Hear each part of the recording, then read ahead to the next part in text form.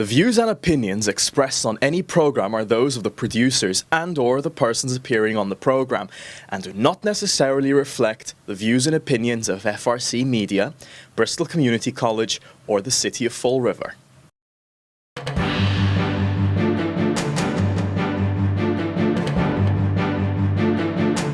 Thank you for joining us here at FRC Media. We are trying to speak to as many candidates as possible as we head toward the November 7th preliminary election. There are 10 candidates on the ballot running for school committee this election cycle, and I'm pleased to be joined by one of those candidates, a return candidate. He's run for the position before and is running again this year. Collin Dias. Collin, thank you for joining me. I appreciate it. Thank you, Keith, for having me on, and I'm glad you're doing events like this, especially after the abysmal turnout we had in the preliminary election. It's very important that any and every candidate gets the opportunity to get their voice heard to the people, and hopefully the people come out on election day and initiate change. So let me ask you, you've run for school committee before. What did you learn, let's say 2 years ago, that you hope to make changes this time and be successful this time around? Yes, and changes regarding the campaign strategy. Yeah. Very good question. There's a lot I've learned.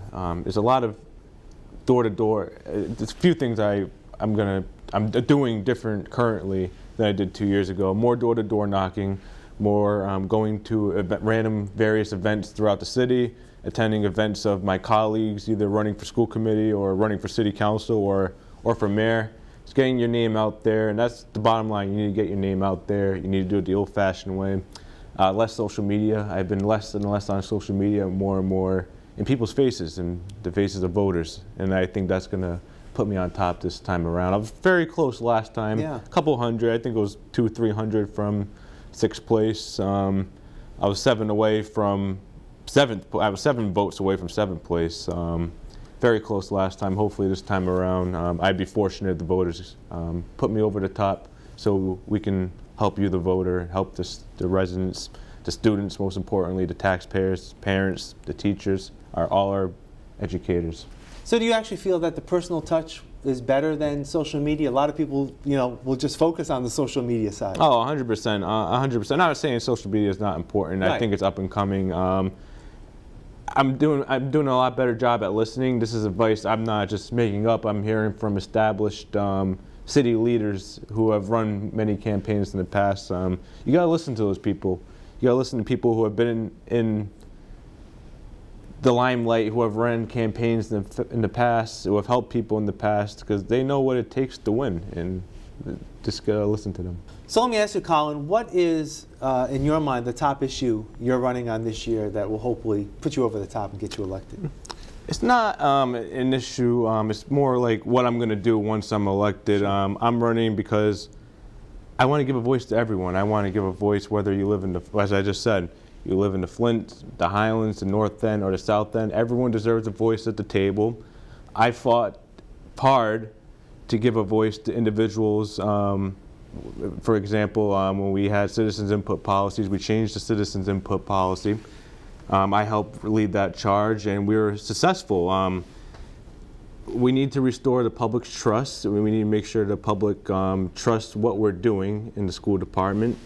And again, you have individuals who live all across the city who feel disenfranchised, who feel like they don't have a voice. Nonprofit organizations in our city, I think they're the best ones. Nonprofit meaning those who work with kids either in the sports, mental health field, various activities.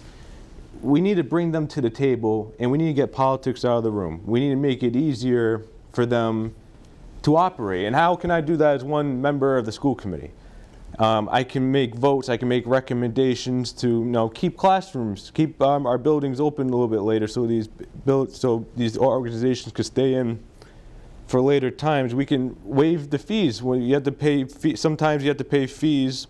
This is mainly for sports. This isn't really. It's free to use the facility itself, but when you start using like appliances, we have millions of dollars on the school budget, school department budget. We don't need to be nickel and diming organizations to come in here, especially sports organizations, to come in and use our facilities. We need to make it easier for them to come in and provide services. And as I just said in the 3-minute interview, it's very, very important that we provide oversight. That goes a long way and to restoring the public's trust. I want an oversight subcommittee.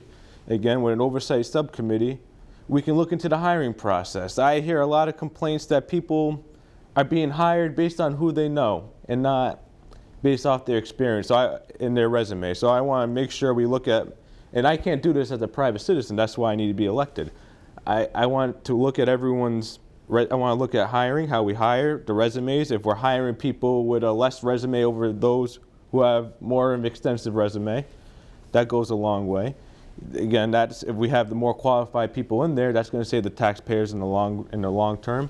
Secondly, our buildings. We need a good maintenance program, or a good maintenance project, and a good plan, mainly a plan, for all of our schools. Again, so we don't have to spend $10 million, $150 million on new high schools, new middle schools, new elementary schools down the road, if we, in the short term, have a plan to fix little mistakes and keep our buildings maintained properly and with respect.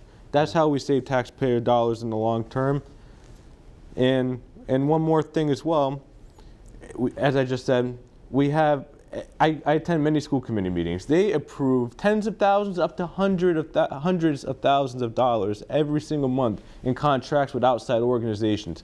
Let's look at these contracts. Let's review, see where we can cut the red tape, where we can cut the fat, and save taxpayers money in the long term.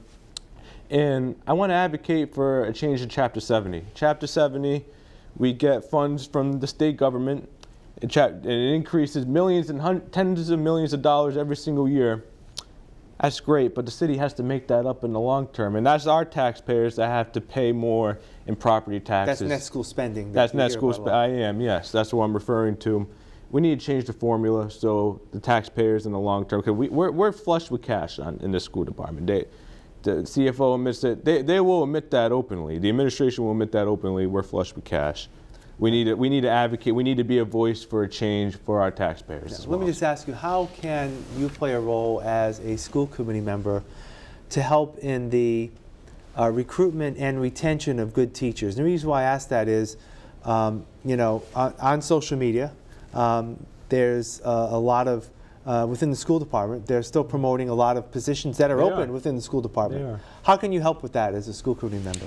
I believe the school committee that we have right now has done a great job. I know they just approved the new contract. The school committee approved the new collective bargaining agreement that's very favorable to the educators. So I think we need to give it a little bit of time. Let's wait next year and see where we are. Some educators tell me there's a little bit more than just the financial aspect. They need to feel protected, they need to feel respected. And I think that's talking about issues and coming up with solutions to bullying. And some teachers feel like they're being disrespected in the classrooms. Those are things that need to be addressed. And I feel like we don't see these teachers come to school committee meetings. They don't feel like there's an open environment. And that's where I want to come in. I want to make an open environment for everyone. Students who feel disenfranchised, educators who feel disenfranchised. Again, we've come a long way. I know I'm going a little off topic, okay. But we've come a long way. But another reason why I'm running, I'm worried that we're going to go back to where we were 2 years ago with a rogue administration, may I say, and we had a school committee that was just protecting them for, in my opinion, political reasons. Yeah. We need an open environment, a non-political environment. I think we have the right superintendent for that. I have faith in the superintendent that she's a good person and has the best interest at heart. And no matter what, I'm as one member of the school committee. Yep. I have no fear or favor of anyone. If I'm elected, I'm going to take an oath to the people forever, and that's it. Yeah. Let me ask you, there's, the city continues to lag behind in terms of, standardized tests. MCAS scores just came out. City's still lagging behind other communities in terms of that, educational acuity, if you will.